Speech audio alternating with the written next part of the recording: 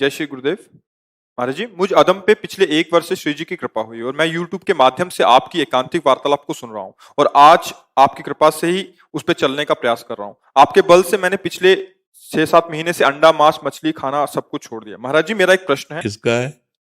हाँ जी। महाराज जी, ऐसा क्या करें कि जीवन के अंत समय में मैं किसी पे बोझ ना बनूं, किसी को मेरी सेवा ना करनी पड़े, मेरे कारण किसी को कोई तकलीफ ना हो, जीवन का अंतिम समय आए तब मेरे मन में सिर्फ आप और भगवान का स्मरण हो। जीवन को सौंप दो, कुछ परिवर्तन नहीं करना है, अंदर का उद्देश्य परिवर्तन करना है।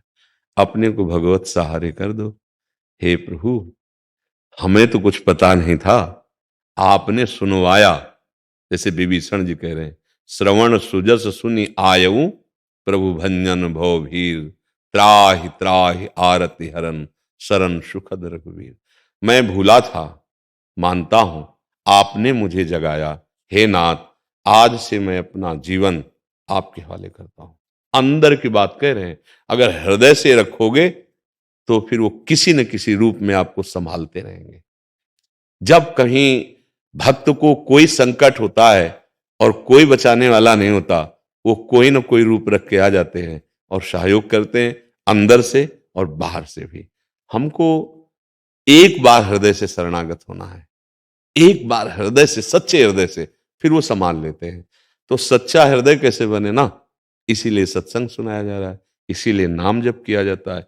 एक बार वो आर्त भाव से जब शरणागत हो जाता है तो अपिचेत सुदुराचारो भजते माम अनन्य भाग, साधुरेव समंतव्या सम्यक व्यवसिता हिसा। वो चाहे जितना बड़ा दुराचारी रहा हो, भगवान कहते हैं, केवल हृदय से स्वीकार कर लिया कि प्रभु गलती हो गई, आपके सिवा कोई मुझे क्षमा करने वाला नहीं है, प्रभु आपके सिवा कोई मुझे अपना मानने वाला नहीं, नाथ मैं आपका, भगवान संभाल ली।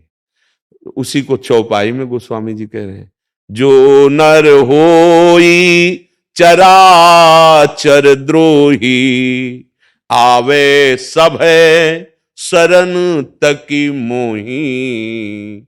संपूर्ण विश्व का द्रोह करने वाला पापी हो, अगर उसको भी ये ज्ञान हो जाए कि मेरे से गलती हो गई, प्रभु की शरण में कोटि विप्रबध लागे जाहू, आए शरण तजहू नहीं ताहू। करोड़ों ब्रह्म ऋषियों का प्यारा भी हो, अगर उसे एक बात आ गई हृदय में कि प्रभु के सिवा मेरा कोई नहीं कल्याण कर सकता, मैं उसको भी नहीं त्यागूंगा।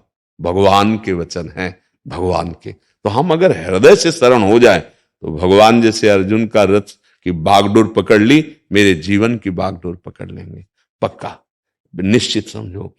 अपने लोग पग पग पर भगवान की दुलार और कृपा को देखा है, पग पग पर देखा है। एक बार ऐसे संकट में फंस गए, गंगा जी का किनारा और सर्दी में कोहरा होता है, और जब बाढ़ आकर पानी सकिल जाता है तो ऊपर पपड़ी पड़ जाती है, मतलब एकदम प्लेन जगह दिखाई देती है, और वहां था भारी दलदल। अगर हम 2-4 कदम आगे बढ़ जाते तो दलदल में धंस जाते। अब गंगा का किनारा, कोई वहां व्यक्ति नहीं, कोहरा पड़ रहा है, प्राण निकलने की संभावना थी, क्योंकि जब कभी कोई आता तब उधर निकालता। अब कोहरा सर्दी में और बेघाट में, हम तो ऐसे भ्रमण करते थे, अचानक आवाज आई, ए सावधान, आगे दलदल है। तो उस समय मुझे लगा कि कोहरा है, कोई व्यक्ति देख रहा होगा। उसने कहा, तो एक छड़ी रखते थे, जे ही आगे चलकर ऐसे किया, वो पूरी छड़ी ऐसे दलदल, मलाई जैसा एकदम दलदल, और ऊपर पपड़ी थी, पीछे लौट पड़े। हमने काफी खोज की कि जो आवाज, वो हर समय रहता है, किसी न किसी रूप में वो आपको संभालता रहेगा।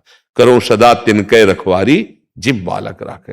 हमें पहले तो लगा किसी व्यक्ति का आवाज है, लेकिन जब तो लगा इस समय प्रातःकालीन धुंध मची हुई है, यहां कौन, मतलब मेरे भगवान मेरे को प्रतिपल देखे। वही विश्वास आगे बढ़ाता है ना। बचपन से कदम कदम पे देखा है भगवान का दुलार, पर अंदर से भगवान के सिवा हमारा ना कोई था, ना है और ना रहेगा। उसी बात से ये बात मिट जाएगी कि हमें किसी के सहारे की जरूरत है। सच्ची मानिए, भगवान हजारों हाथों से प्यार कर रहे हैं, लाखों नेत्रों से हमें दुलार दे रहे हैं। आप देखो, क्योंकि उनके सिवा मेरा कोई नहीं। अब क्या परवाह करनी, अभयद भुज दंड मूल पीन अंश सानुकूल। उनकी अभय भुजाएं सदैव अपने भक्ति के लिए फड़कती रहती है। हमको किसी के सहारे की जरूरत नहीं, क्योंकि किसी में जो कुछ भी बल है वो मेरे प्रभु का बल है। वो कोई भी रूप लेकर हमें सुरक्षा प्रदान करेगा, हमें सुख प्रदान करेगा। ये विश्वास हो जाए पक्का। कई बार हमने बताया ये सत्संग में, बड़ा विश्वास का विषय है। कल भी यही चर्चा की थी कि माधोदास बाबा बहुत भजनानंदी महात्मा थे। अब प्रारब्ध भोग आया, संग्रहणी का रोग हो गया, उसमें बार बार सोच होती है, पतली सोच बार बार। 2-4-10 सोच हो जाए तो आदमी का शरीर शिथिल हो जाता है। उनकी कई दिन से हो रही थी। अब ना भिक्षा जाना है, ना वहां कोई व्यक्ति आना, समुद्र के किनारे एकांत में हो। तो जब आंख खुली उनकी तो देखा एक 14 वर्ष की अवस्था, पीतांबर माथे पे बांधे हुए, पीतांबर पहने हुए, बाबा की लंगोटी सोच की धो धो के ऐसे फैला रहे और सूखी लंगोटी बाबा को पहना के उनका बार बार मल साफ। तो सोचा मुझ अकिंचन के पास नवीन अवस्था कौन। तो अपनी जब भागवतिक दृष्टि से देखा तो जगन्नाथ जी, तो रो पड़े। कहा प्रभु प्रभु आप ऐसा क्यों किए? आप में सामर्थ्य थी, यदि आपको दया आ रही थी तो प्रारब्ध मिटा देते हमारा, प्रारब्ध मिटा आपने बोले नहीं बाबा, प्रारब्ध भोग लो, मैं तो स्वयं तुम्हारी सेवा। नहीं आपने क्यों की? तो बोले बाबा जब आपके हृदय में मेरे सिवा किसी का आश्रय नहीं है तो मैं ही तो करूंगा सेवा। भगवान के अनंत पार्षद हैं, भगवान ने किसी एक पार्षद को आज्ञा नहीं करी, स्वयं भगवान ने। भगवान का जो सारथी दारुक है, विश्व ब्रह्मांड में जितनी अश्व कलाएं हैं सबका वो गुरु है। भगवान ने दारुक को नहीं आज्ञा की कि अर्जुन का रथ हाँकिए, स्वयं सरकार बैठ गए। भगवान का जो सारथी दारुक है ना, अरे भगवान का सारथी है। विश्व की जितनी भी कलाएं अश्व के संबंधी रथ हाँकने सब में वो गुरु है। भगवान जगत गुरु दारुक जी को नहीं कहा कि चलो युद्ध में अर्जुन का रथ हाँक दो, हम क्यों द्वारिकाधीश्वर भगवान, नहीं, स्वयं भगवान। जब भक्त को कभी आवश्यकता पड़ती है भगवान। एक सेन भक्त नाम के बहुत उच्च कोटि के महापुरुष हुए हैं, सेन भक्त उनका नाम था। वो जहां संतों को देखते थे तो भूल जाते थे मैं किस काम के लिए जा रहा हूं, क्या मतलब इतना प्रीति। जब जिसको भगवान से प्रीति होती है उसको भक्तों से अवश्य प्रीति होती है, और जिसको भक्तों से प्रीति होती है भगवान उसके अधीन हो जाते हैं। तो एक दिन वो राजा की सेवा में जाया करते थे, तो अपना वो सब सामग्री ले उसकी मालिश की जा रहे थे, तो रास्ते में देखा कई संत आ रहे, तो भूल गए और दंडवत किया, आओ महाराज। तो संत भाव के भूखे हैं, उनके पास गए, अब वो सबकी सेवा खान पान जैसा फल फूल आदि जो, अब वो संत भगवान सुबह तक रुके। जब वो सुबह गए तब उनको होश आया कि राजा तो इंतजार ही करता रह गया उसकी मालिश का। अब डर सताया कि राजा रजोगुणी होता है, फांसी में चढ़ा देगा, क्योंकि हमने कोई सूचना निवेदन नहीं किया और सेवा में नहीं गए। इतने में 2 पार्षद आ गए राजा के, कहा महाराज ने आपको बुलाया है। अब उन्होंने सोचा अंतिम समय है हमारा, क्योंकि राजाओं का तो राजमद होता है, क्यों नहीं आए। अभी हम कहें साधु सेवा में नहीं आए तो दंड ही देंगे। अंदर से अपने भगवान का स्मरण करते हुए कि जो भी होगा हाँ भगवान मंगल करेंगे, और वहां पहुंचे। अंदर राजा बहुत प्रसन्न मुद्रा में बैठे थे। आओ सेन, कल तुमने जैसी सेवा की ऐसी मुझे जिंदगी में सुख नहीं मिला, जो चाहो मांग लो हमसे, मैं बहुत प्रसन्न हूं। उन्होंने सोचा विनोद तो नहीं कर रहा, तो उनका सरकार कल कहां, बोले नहीं, बहुत सुंदर सेवा की और इतना सुंदर रूप कल तुम्हारा हमने देखा जो हमने कभी नहीं देखा। अब समझ में आया कि हो सकता है हम जिन भक्तों की सेवा कर रहे थे उनके स्वामी भगवान की कोई लीला हो। वह सरकार थोड़ा बताने की कृपा करे, क्या रूप आपने देखा? तो बोले तेल की कटोरी सामने थी और तुम हमारी पीठ की मालिश कर रहे थे, तो जब मैं ऐसे देखता तो तुम्हारा ये रूप था, और जब तेल की कटोरी में देखता तो अरविंदाक्ष कमल नयन श्याम स्वरूप, ये तुमने वो कभी रूप तो अपना दिखाया ही नहीं। रो पड़े और उनका सच्ची बात है सरकार, हम कल आए ही नहीं थे, ये हमारी जगह हमारे आराध्य देव भगवान श्री कृष्ण आए। भगवान अपने भक्ति के लिए एक रजोगुणी राजा की मालिश करने सेन बनकर जाते हैं।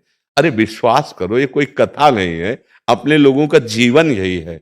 और आज तक जिसने, इतिहास साक्षी है, भगवान का आश्रय लिया, हाँ कभी अमंगल नहीं हुआ। तो ये तो सोचना ही नहीं है कि बुढ़ापे में कौन सेवा करेगा या किसी के हम आश्रित होंगे, भगवान। तो अगर हम सोचे कि आखिरी में हमारा क्या होगा, तो बहुत बढ़िया होगा, क्योंकि हमने प्रभु के सिवा अपना किसी को नहीं माना। इसीलिए विश्वास, हमें विश्वास दिलाने के लिए कहते हैं, किसी से याचना नहीं की है कभी। ये जीवन भर स्वभाव रहा है कि ऐसे केवल अगर कोई रोटी की बात है तो आचार्यों ने आदेश किया, इसलिए ऐसे, कभी अर्थ या वस्त्र या कोई व्यवस्था के लिए कभी ऐसे नहीं, कभी ऐसे। एक बार ट्रेन में बैठे हुए थे, तो वो पूरा उनका जांच वाला, तो कोलाहल मचा, तो उसमें संतों को भी वो लोग अपमानित कर रहे थे। मतलब अब बेटिकट होते, हम टिकट तो थी नहीं, ऐसे बैठे थे। अच्छा टिकट पैसे से होती है, तो हमको ऐसा कुछ ज्ञान नहीं था कि ऐसी घटना हो। जो ही दो तीन बगल में निकले, हम कहा शोरगुल कैसा? बोले फोर्स से जांच करने वाले, जिनके पास टिकट नहीं उनको पिटाई कर रहे हैं। और ऐसे उनका, अच्छा ये तो आज लगता है। और जटाई बड़ी बड़ी थी, सन्यास भेष में थे, पद्मासन लगा बैठ गए। हम कहा चाहे मार डाले जाए, ना आंख खोलेंगे, ना बोलेंगे, ना हिलेंगे, शांत। कोई कुछ ले भगवान को प्रताप देखा, बूट की आवाज नीचे से आ रही थी, हमें किसी ने छेड़ा नहीं और कोई पूछा, बस जटाए ऐसे डाल ली और पद्मासन ऐसे। रक्षक भगवान, आश्रय भगवान। और हमारे पास था नहीं, अगर होता तो खरीदते, पक्की बात।